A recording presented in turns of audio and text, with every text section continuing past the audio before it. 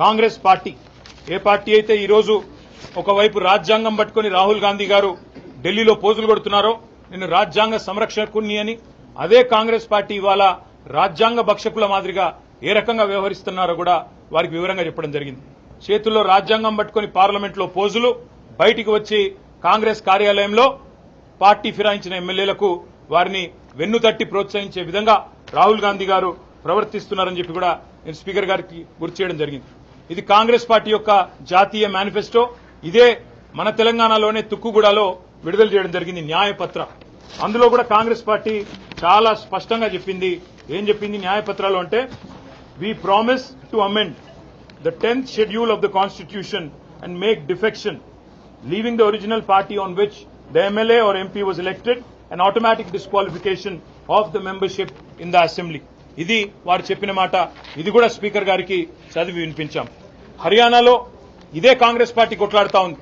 వాళ్ళ ఎమ్మెల్యే అక్కడ కిరణ్ చౌదరి గారు బీజేపీలో చేరితే ఇదే కాంగ్రెస్ పార్టీ హర్యానాలో అక్కడ స్పీకర్ తో కొట్లాడుతా ఉంది, డిస్క్వాలిఫై చేయండి అని కొట్లాడుతా ఉంది.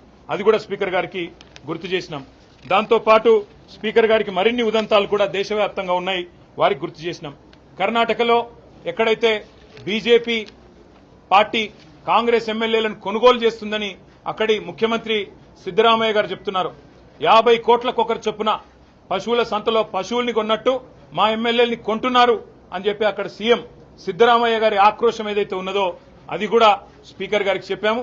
మీరు ఇలాంటివి అనుమతిస్తే ఇలాంటి వాటిని పరోక్షంగా మీరు పట్టించుకోకపోతే పరోక్షంగా ప్రోత్సహించినట్టే అవుతుందని చెప్పి కూడా వారికి చెప్పాం. స్పీకర్ గారు ఏ పార్టీ నుంచి అయితే గెలిచారో కాంగ్రెస్ పార్టీ నుంచి, అదే కాంగ్రెస్ పార్టీ ముఖ్య నాయకుడు రాహుల్ గాంధీ గారు గోవాలో అక్కడి కాంగ్రెస్ అభ్యర్థులందరితో కూడా ఈ రకంగా శపథం చేయించారు. మేమెవరెవరైతే బీఫామ్ తీసుకుంటున్నామో మేము పార్టీ ఫిరాయించము అని చెప్పి శపథాలు చేసిన వైనాన్ని కూడా వారికి గుర్తు చేసినాం. అదేవిధంగా మొన్న జరిగిన హిమాచల్ ప్రదేశ్ లో జరిగిన రాజ్యసభ ఎన్నికల్లో 6 కాంగ్రెస్ ఎమ్మెల్యేలు బీజేపీ అభ్యర్థికి ఓటేశారు, రాజ్యసభ ఎంపీ అభ్యర్థిగా. అక్కడ అసెంబ్లీ స్పీకర్ గారు డిస్క్వాలిఫై చేస్తే వారు దాన్ని సవాల్ చేస్తూ సుప్రీంకోర్టుకు పోయారు. సుప్రీంకోర్టు ఆ విషయంలో మేము అడ్డురాము, స్టే ఇవ్వము, స్పీకర్ గారు చేసింది కరెక్టే అని చెప్పి సుప్రీంకోర్టు కూడా హిమాచల్ ప్రదేశ్ లో తీర్పిచ్చింది. పార్టీ ఫిరాయింపుల విషయంలో సుప్రీంకోర్టు చాలా సీరియస్ గా ఉందనే విషయాన్ని కూడా వారికి చెప్పాము.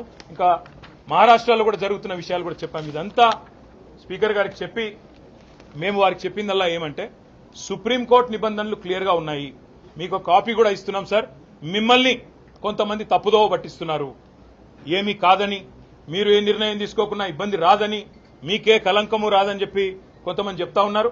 వారిని స్పీకర్ గారిని మేము అభినందించాం కూడా. మన స్పీకర్ గారు ఒక దగ్గర ఒక యూట్యూబ్ ఛానల్కి ఇచ్చిన ఇంటర్వ్యూలో చాలా స్పష్టంగా చెప్పారు, నేనైతే వ్యక్తిగతంగా పార్టీ ఫిరాయింపులకు నాకు ఇష్టం లేదు, ఒక పార్టీ మీద గెలిచిన వాళ్ళు ఇంకో పార్టీకి పోవడం అనేది అనైతికం అని స్పీకర్ గారు ఏదైతే మాట్లాడారో మేము అభినందించాం.